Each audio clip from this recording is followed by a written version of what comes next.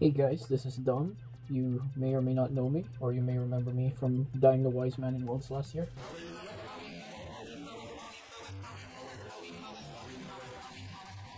Fun times, I guess. Well, I'll be going over a deck profile of the deck that I used to win this year in regionals in Richmond for premium. That big thanks to Solemn Vanguard for mentioning me on his video. Actually, before we get started, let's look at this. Let's look at the shininess. So this is this year's, this is last year's. Obviously this year's is a lot better, but I only had one of these Ultra Pro screw downs, and my store that had these had run out. So they're sharing one. They're sharing a room. Okay. Start with grade zeros. We have Wyvernkid Ragla. So a lot of people who've tried making a Conroe deck run not Dumjid, sorry, Conroe. I used to run Conroe. Sure, it's consistent. I can get whatever grade 1 I want, but it's always given me consistency issues and soul issues. I prefer running the V starter. Also, I choose Ragla over Undu because it looks like I'm running Blade Master Cheese. So that's a starter. For other grade zeros, just onto the triggers. 4 V series heals, because whenever I run anything that's, if I were to run the unflip heals or the soul charge heals, anytime I've ever tested with old triggers, I've always had them as defensive triggers and obviously died because of it. So V triggers are nothing, man. I'm not dealing with that. And then the rest of the triggers, it's a 12 crit, which works really well in best of 1, which happens to be how Bushiroad does most of his tournaments, so that's great. And obviously 4 of the premium collection crits. It's good for soul, good for power. It's good. But yeah, so pretty much trigger lineup. The trigger lineup is pretty much 12 crit, 4 heals, and that's pretty much it for grade zeros. Let's move that aside. So since we don't have the draw PGs, instead we have Dragon Dancer Josee, which is the new PGs for V series, where when you ride it, you draw another card and you discard a card. So pretty much it's ride, draw, discard. Super good for consistency. I also love it because whenever it's a matchup where I don't know what the opponent's running, I'm more than comfortable, like, so if I had random, if I drew for first hand, I have a Josee in hand, I'm like, okay, I have other grade 1s in hand, I'll ditch all the other grade 1s, I don't care, and I happen to get another grade 1 in hand, and then I see what the opponent's running, depending on the matchup. So for example, if it's an Axel deck like Gold's, this won't really help me, so this would be a better ride than the any other grade 1 I get. And yeah, it's a nice card. So 4 of those. And I lost my grade 1s. Oh no, here it is. Next we have 4 Lizard General Conroes. This is pretty much the MVP of the grade 1 lineup. On play, basically reveal a grade 3, and I can search for a grade 3 Overlord in deck, add it to hand, and then discard a card. It's really good for that slight deck thinning and also fixing my grade 3s. In that, well, normally I would want to ride a V series Overlord first and then the cross after. And this helps a lot. And also if they counterblast starve me for whatever reason, that unflip is there. So he is a very good card. And they're all the thanks to everyone who sold me one of these last year. Okay, there's 4 of those.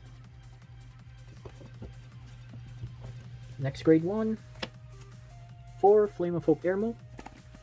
This is 11k booster, pretty much, and when opponents regrets retire during my turn, I can retire this, draw a card, countercharge. This is good, the second effect's good in certain situations, but most of the time I just use it for the 11k boost. And, well, mini Conroe, pretty much. But yeah. And there is one more grade 1 I run, which is 2 Red Dive Griffins. So, I love this card. Not because I get to use its effect all the time, but rather this deters people from guarding a lot, especially in the early game. Whenever I drew this early on and I shove it behind Vanguard, it's pretty much a lose-lose situation for them if they were to guard. So this effect only comes in handy when it's the kill turn. Like normally if I'm boosting for the first attack before the restands happen. The fact it can kill G Guardians is pretty strong. And early on, I never have to use its effect, so it's just always on the field, having that acting as a deterrent. But just 2 of them, because it only works when boosting Vanguard. But yeah, so that's it for the grade 1 lineup. Okay, for the grade 2s, we have the equivalent of Blaster Blade in the Kagero deck. We have Berserk Dragon. He's the go-to ride target for any matchup.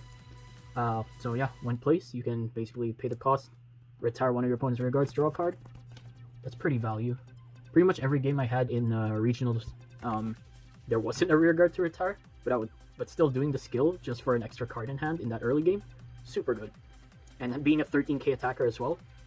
And, you know, because you're Kagero, they see your Kagero, a lot of people don't want to call units at all. There's just no units on their side of the field. So when you can just bum rush with these, it's hilarious. They're 8k, it's 13, it's 10 to guard. Yeah, no, it's not a fun time for them. This is a good card to ride into. This is the Bowmains of Kagero. You need this. Okay, and next we have 4 Dragon Armored Knight. This is the easiest effect condition I've ever seen in my life. Just if your opponent has 3 or less rear guards, it's a 15k attacker. On turn 2, even if you didn't Berserk Dragon them, against every clan except Neonectar, which I'll explain in a bit. Against every clan, this will be a 15k attacker on your turn 2 rush, pretty much. So there was pretty much most of my games had this sort of field going on. Berserk Dragon is Vanguard and 2 15k attackers. It's pretty disgusting. So yeah, the only deck that this is a 10k in would be if you're facing Neos, because they don't care if their tokens get nuked. They just keep calling them over and over. So plants are actually sort of an issue. But yeah, most people were running golds. And gold players know that their opponent doesn't want to damage them too much. But when some of them get damaged too much, they aren't ready for that.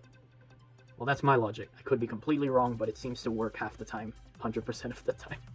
I did the math. Also, 2 of these are not foiled because I'm poor and I could only buy 2 Overlord trial decks way back when. If someone has 2 foils and is near my area, please help me, send help. But it's okay. The deck list that will be on the Vanguard page will not even tell the difference because it's the same code, so it's okay. They don't have to know. Alright, and the last of the grade 2s would be the Dekats. Only 2, because it's just a spicy tag. This is a good card. Act ability on rear. You pay the cost, counterblast 1, puts a soul, choose an Overlord at the end, and it gets Valor effect, where they have to guard with 2 or more each time if they called it a Guardian Circle. This is hilarious this is amazing during the kill turn, actually, if you happen to have one during the kill turn. Because you're pretty much swinging 3 times and have to keep guarding, especially if they're a protect deck. It's like they're losing 3 cards each time. That's a lot to ask for. But only 2, because it's a 9k. That's no bueno. It's not a good thing.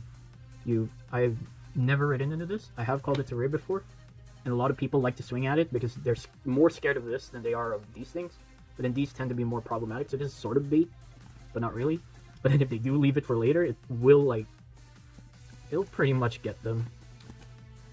Actually, yeah, no. Depending on the situation, these are still both cards you want to get rid of. Yeah, so there's 10 grade 2s there. That's it for grade 2s. To start the grade 3s, we have Dragonic Overlord. Just the original V series, the first V series Overlord. This is a good 23k rearguard. That is the way I see it. This is why I have 3 of them, other than some people build with only 2 of these, because they don't really want to write it. But if they do, whatever, they're like, oh, it's a V series Vanguard. But I find in some matchups this is actually good, which I'll explain in a bit later. And of course, the second most important card in the deck, we have the End. So it's skill, after it attacks, you can choose one of the 2 effects, and you can't redo the thing. If you have 4 or less cards, pay the cost, you can stand this, it loses the drive. It's a pretty much free restand. And the other effect is, if you have a soul with Overlord, after it attacks you can discard 3, it restands plus 10k. That's a good effect. During the kill turn, normally I would do the second one first, just so I have power for the rest of the swings, and then the second one, or the first one, sorry. But the majority of my games during regionals, I never actually used I don't think I use this by itself, because 13k is not threatening at all. Or rather, 21 to 13. That was not really a threat, even if it had Force 2. But yeah, 3 of those. And then the most important card in the deck, 3 the Cross. So its effect, for those who weren't here during those fun times, it has Legion. So if your opponent's Vanguard is grade 3 or greater, this can return 4 cards from drop zone in the deck once, and you search for the specified card in Legion. In this case, it would be the end, so it would search for this boy. And then they would Legion, so bam. Legion. They're both Vanguards. Second effect, when it does Legion, you search for up to 1 card with the same card name as a unit under Vanguard. So you search for a copy of the Cross or the End. And normally, you would want to search for the Cross, because it has its third effect where if it doesn't hit, you can... So if it swings and it doesn't hit the opponent, you can counterblast 1, discard a copy of the Cross, and then you retire 2 of their units. That's pretty good, and you can do, you can pretty much take out a lot of interceptors that they're expecting to use. So that's good. That is also why I run 3. So, I'll explain the 3-3-3 thing right now, actually. Majority of builds I've seen online have 4, I think? No, what was it? There's 4 of this, 2 of this, and 4? No, not even. The builds I've seen were 2, 2, and 4. So they're 8 grade 3s. I'm like, well, that's okay. But the issue I have with having 2 of these is that if one ends up in damage, I will never be able to use the third effect. I won't be able to threaten the opponent with the third effect, even if I'm not planning to use it. And the other thing is, if I only have 2 of these, in my opinion, this is a good card. Okay, so hang on. I get the logic why people run 4 of these, because they don't want to lose any of these guys. Like, they want to guarantee that they can, you know, they can Legion with it, you know, get a... Even if they lose it, they ride into it, they still have more, they can Legion, they can fetch it out, whatever. But 3 I found was pretty good. Because normally what I do is, I have an Overlord in hand in early game, I have at least 1 Conroe show up. So I would call the Conroe, I reveal my grade 3, I search for 1 of these, just to discard it. That way I have a safety net, so, say for example, you know, like, I just Conroed, I discarded Overlord, and these were from deck, these end up in damage. That's fine. I can just Legion it back during the cross, and it's safe. But yeah, 3's a really good amount, and this way it doesn't clog up the grade 3 lineup too much, and like, you know, less space for the other grades if I have way more than 9. And also this thing, I do like it as a rearguard beater, but in some cases, a lot of my games, I've had this sort of hand, or like rather, and sometimes I would even have literally all 3, because this is my win. This is my main win con. I would want this in hand, but I also have one of the V series units in hand. Depending on the situation, if I know that they don't have a PG, I want to ride this, because this can get up to 23 by itself with a Force 2. If they do have a PG, this won't restand, so this might be the better play. But if I were to Force 2 this, it's a small dude. It's not fun. So having 3-3-3 has it so, I don't know, I personally feel it gives me equal opportunity to draw these, which it feels more comfortable for me anyway. But yeah, that explains that's why I run 3-3-3 rather than 4-2-2. So like for this, 2's too little, 4's way too much. 2's too little, 4's way too much. This one, why not 3? And 2's way too little for sure. But yeah, so that makes the deck. G-Zone. That's a thing. Strides. What are those? No. No! Hank, no! Stop! Okay. Wait. No, I got it. I'm fine. Okay. So we do have our Stride Zone. So we'll start with the Stride Zone. We have 3 Dumjid Valors. So this guy has Blaze, which is if you don't know what Blaze does, there's no reminder text. I actually, like, when I first came across Blaze, I had no idea what it did. So Blaze is if you have more rear guards than your opponent, during one of your attacks, your Vanguard becomes blazing until end of turn. So yeah, that's relevant to the third skill, which I'll get to. It also has the on place, which is Counterblast 1. You turn a card face up. You retire one of their rear guards, so it gets you closer to Blaze condition, and it gets 15k for each Sentinel in drop zone. So this can be a really big boy, especially if you yeah. So one thing I found myself doing a lot is I ride the grade 1 PG, and then I ride Berserk Dragon. I soul blast that PG out, so I've already gotten plus 15k for this stride. Another thing you can do is basically stride with the PG, and this thing's even bigger, which I actually did once, and that ended up with 3 PGs in drop. This was during round it's one of the later rounds in regionals.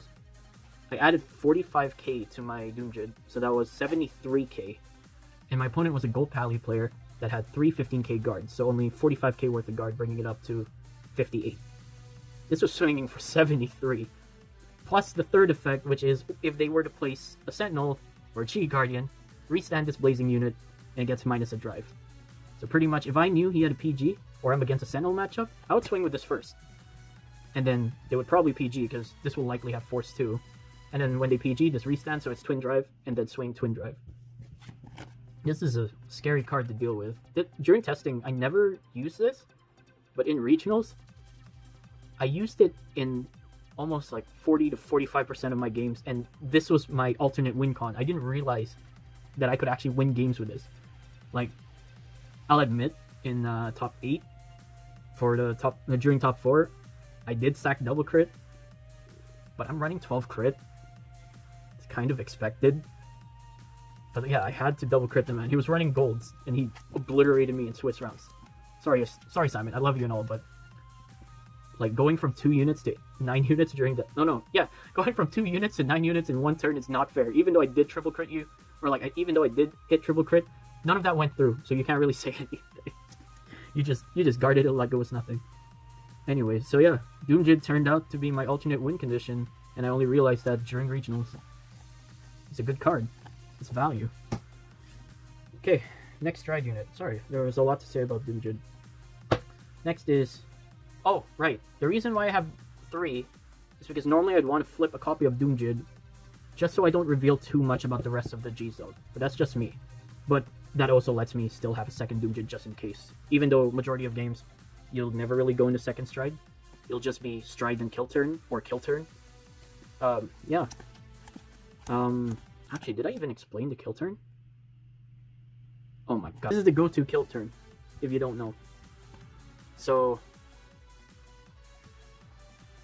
I wrote a V-Series last turn. Say I tanked, like, pretty much the objective is tank a single stride turn from your opponent. So, like, take as much damage as you want, just not to the... Okay, I'm trigger sacking right now. Okay. Just not to the point where you die. But still have this boy in hand. You stand, you draw. Ideally, you have Force 2, because they'll normally be at around 3 damage right about now. And obviously, this is threatening enough that they'll guard, or, you know, they're like no guard and then they die. But we'll see. So I draw for turn. I ride the cross. Use the cross skill. I return 4 cards from drop. Ideally, nothing but triggers. So I would, in this case, in this example, I'm going to return 4 triggers, which kind of makes up for those triggers that I just lost. I search for the end, Legion. So my Vanguard is now 24 with both those effects going on. Oh, cross skill activates. I pretty much add a copy to hand. Yeah, there's a copy there.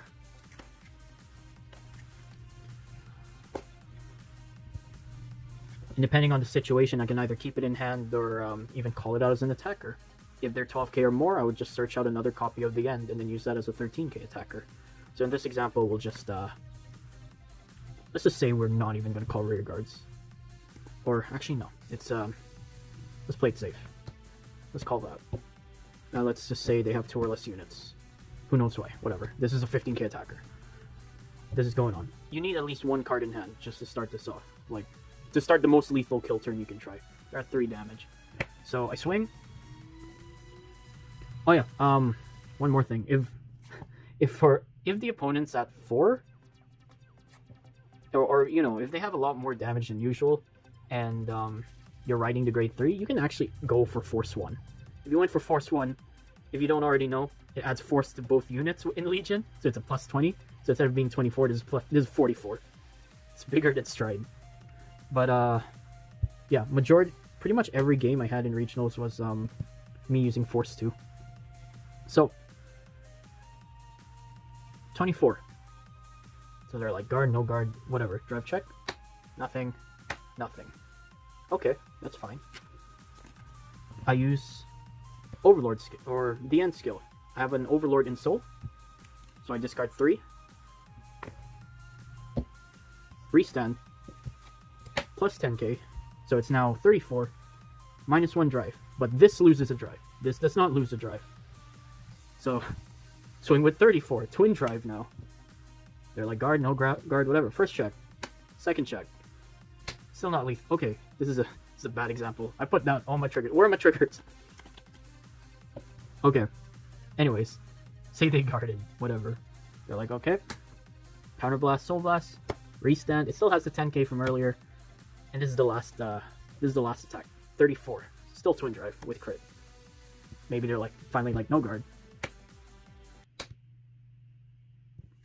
No guard. First check. Crit power. Second check. Crit power. That's more like it. But anyway. Second G unit would be the Purge. I have 2 copies of the Purge. This is very situational. I never really find myself using this unless I'm actually dying. And, you know, just push for free damage for whatever reason.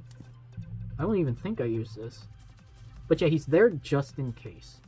And it's 2. Again, for the reason I mentioned earlier, I could just flip a copy of itself without, and I won't reveal too much about the rest of the G zone. But yeah, 2 to Purge. And next up, we have 3 Ziegenburg. Ziegenburg's just good. Similar to Dumjid, but not really. If I want to restand attack, and I want to retire for a Soul Blast for whatever reason, Ziegenburg's the guy. But yeah, because this does require G-Guard or Sentinel to restand, but this will pretty much guarantee that, you know, I'll get a triple check and a single check. I didn't use him at all at regionals, but, you know, he's still good to have. And 3, same reason as Dumjid, I can flip without revealing info, while still having a second one. Yeah. Next, Drachma. It's the ultimate stride. It's pretty self-explanatory. Just being able to nuke their board and have them discard 2. It's hilarious against Luard. It's so good against Luard. Or any deck that runs 4 of like grade 3 for whatever reason. This is great. I haven't used this in probably a good 2-3 months though. This is just here for the just in case reasons. And here we have Gilgal, just in case we want to, like, I don't know, like say for example someone had 2 units and they multiplied it to 9, which I didn't think was possible in one turn, but I was taught otherwise. This would have been really good in that situation, but I didn't have the cost for it. So pretty much it's a Progenitor Dragon. It has that continuous where you can pay for stride without paying stride cost. Must be nice. Yeah, must be nice. That never really comes handy. Haven't used this in a while in the game, honestly. Still there for the just in case. He swings at everyone. So if they have a full board, they have nothing to guard with, you can just nuke the field pretty much. It's value. So these guys are the just... So technically, the only really used card here would be Dumjid. These guys are they're just as backup. Or situational reasons. Yeah, that's it for the regular G units. So onto the G Guardians. We have the Dragonic Griffin. Still, honestly, the best. I personally think is the best, one of the best G Guardians in the game, aside from Terrible Linus. But that might be my Spike Brothers bias. This one plays Counterblast 1, choose an attacking rear guard, retire it. That's pretty good, especially with stuff that does stuff after it attacks, or stuff that's way too huge to block. It says, pah, kill it. Okay, that's fine. Also, just sabotaging the board is pretty disgusting. This can stop crazy combos, like Wise Man. Sorry, I'm getting carried away there. But yeah, in top 8, my first matchup was against Spikes. He went the Agrius turn. He needs 3 units in order to, you know, get more attacks. I nuked 1, so he couldn't even Agrius. This just ruins people's days, actually. This is a good card. I love it. The Griffin. Next, we have 2 Absalom. This is another one of those, in my opinion, best G Guardians of the game. It says when placed, counterblast 1, it gains 10k Guardian for each empty slot on your opponent's side. And this is when it's Vanguard v Vanguard, but that's normally the time you would use this. There was one time, before a shop challenge, I used to run 2, but then just before shop challenge I was like, yo, I need to try running the ace, which is a terrible idea, don't do that. So I took one out to make room, and then I fought D-Police, and I looked at my hand, I had 2 heal triggers. I could have guarded that huge cross gallop, or X gallop, whatever you call it, but I only have 1 of these. He had an empty field. If I had 2 of these, I would have lived. But I learned my lesson, so I put it back in here. I only used this a couple of times during regionals, I think. Not too often. It was mostly just denial. Another guy. So the next one. Defeat Flare Dragon.